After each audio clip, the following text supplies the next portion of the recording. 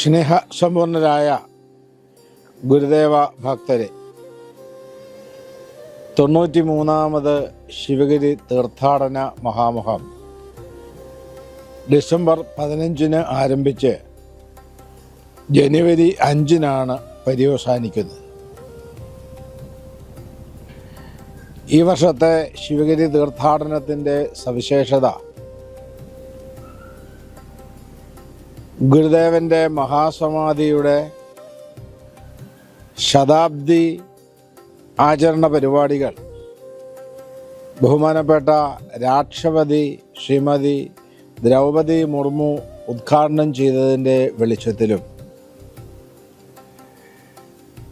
മഹാത്മാഗാന്ധിയുടെ ഗുരുദേവ സന്ദർശനത്തിൻ്റെ ശതാബ്ദിയുടെ സമാപനവും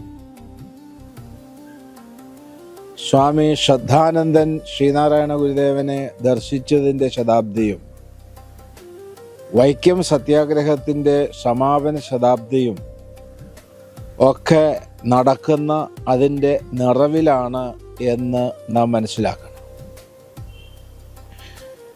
തീർത്ഥാടനം പ്രമാണിച്ച് 15-ാം തീയതി മുതൽ എല്ലാ ദിവസവും ഗുരുദേവ ദർശന പ്രഭാഷണങ്ങളും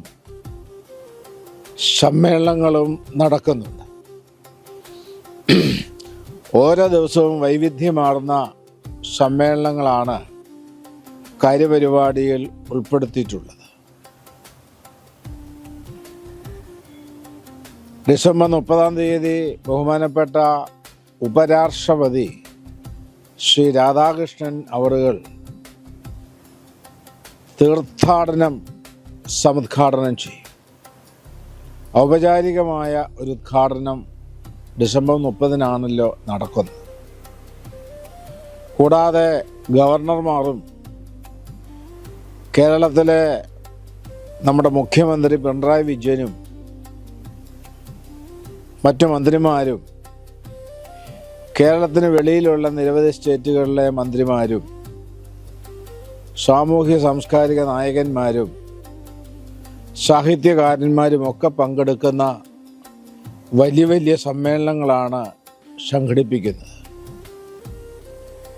എല്ലാ ഗുരുദേവ ഭക്തരും സജ്ജനങ്ങളും തീർത്ഥാടന പരിപാടികളിൽ പങ്കെടുക്കണം എന്ന് ശിവഗിരി മഠത്തിൻ്റെ പേരിൽ പ്രത്യേകമായി അഭ്യർത്ഥിക്കുകയാണ്.